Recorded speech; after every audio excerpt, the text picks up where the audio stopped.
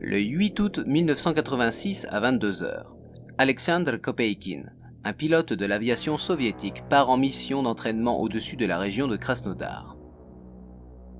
L'été touche à sa fin et le ciel est dégagé, et malgré son expérience de pilote soviétique, rien ne le préparera à la rencontre à laquelle il va être confronté. Il survole le ciel de la région de Krasnodar à plus de 6000 mètres, quand soudain, ses moteurs se sont arrêtés sans raison apparente, puis c'est au tour de tous ses appareils de bord de s'arrêter. Son avion commence à piquer du nez quand Kopeikin aperçoit un objet étrange en forme de cigare qui s'approche de son appareil. Il communique à la tour de contrôle son observation. Un objet qu'il qualifie de fantôme, ce qui signifie dans le jargon de l'aéronautique militaire russe, un intrus étant possiblement un ennemi. Ce fantôme présentait des capacités de manœuvre dépassant de loin les appareils contemporains. Kopeikin décrit un cigare orange de 30 mètres de long, émettant une lumière blanche, puis orangée et enfin rouge avant de partir à toute allure à 64 degrés d'inclinaison. Kopeikin parviendra à poser son appareil au sol. On analysera sa boîte noire, qui elle aussi avait cessé de fonctionner, ce qui est prétendu impossible selon les spécialistes militaires. D'après ses estimations au débriefing, l'objet aurait atteint une vitesse de l'ordre de 20 000 km/h, une vitesse cosmique d'après le commentaire de Kopeikin, et ce, sans provoquer d'onde de choc.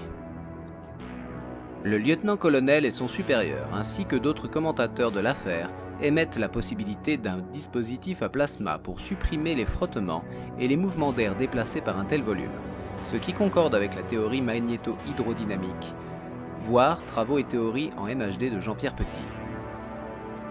Cela n'aura pas été sa première expérience avec des apparitions célestes inexpliquées dans sa carrière.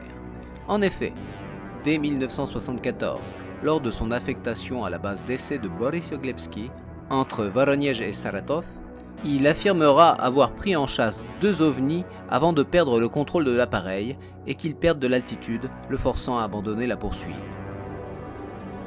En 1976, alors formateur dans la même base, il participera à une commission d'enquête sur 4 catastrophes aériennes militaires, notamment au-dessus de Boguchar dans la région de Voronezh, impliquant des ovnis et le décès des pilotes les ayant pris en chasse.